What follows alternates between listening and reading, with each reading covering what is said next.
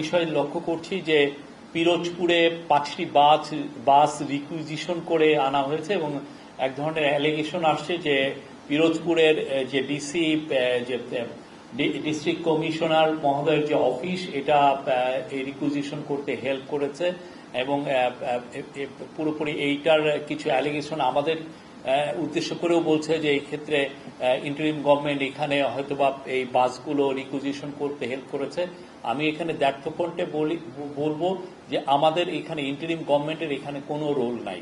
যেটা হয়েছে, যেটা আমরা পিরোজপুরের ডিসির সাথে কথা বলেছি, ডিসি আশরাফুল আলম জানিয়েছেন যে গতকাল বা তার আগের দিন থেকেই বৈষম্য পিরোজপুর শাখা বৈষম্য বিরোধী ছাত্র দল এবং নাগরিক কমিটি তাদের কাছে বাস রিকুইজিশনের জন্য জানিয়েছেন এবং তারা তাদেরকে ডিসি মহোদয়ের কাছে একটা চিঠিও দিয়েছেন এবং সাথে যেটা হয়েছে যে তারা যারা আহত হয়েছিলেন জুলাই আগস্টের গণঅভ্যুত্থানে এবং যারা দুইটা নিহতদের পরিবার তারা সবাই এসে তাদের কাছে রিকোয়েস্টটা করেছিলেন।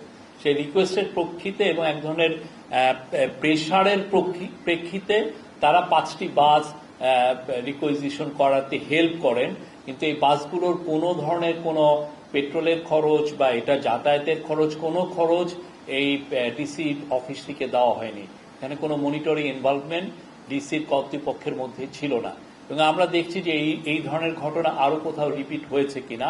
বাট এখানে আমরা বলছি, আমি ক্যাবিনেট সেক্রেটারির সাথে কথা বলেছি, এই বিষয়ে ইন্টারিম গভর্নমেন্টের কোনো রোল নাই। ইন্টারিম গভর্নমেন্ট এখানে কাউকে, ইন্টারিম গভর্নমেন্ট মনে করে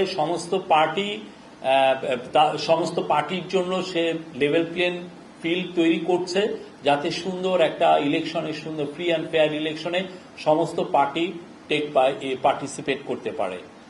এটা হচ্ছে আমাদের মূল দায়িত্ব। আমরা সমস্ত পার্টির কাছে আমরা সমান। তো সেই জায়গায় আমরা মনে করে যে এই ধরনের ইন্টারনেটে যেটা বলা হচ্ছে আসলে সেটার মধ্যে বেশিরভাগই অতিরঞ্জিত আমরা মনে করি।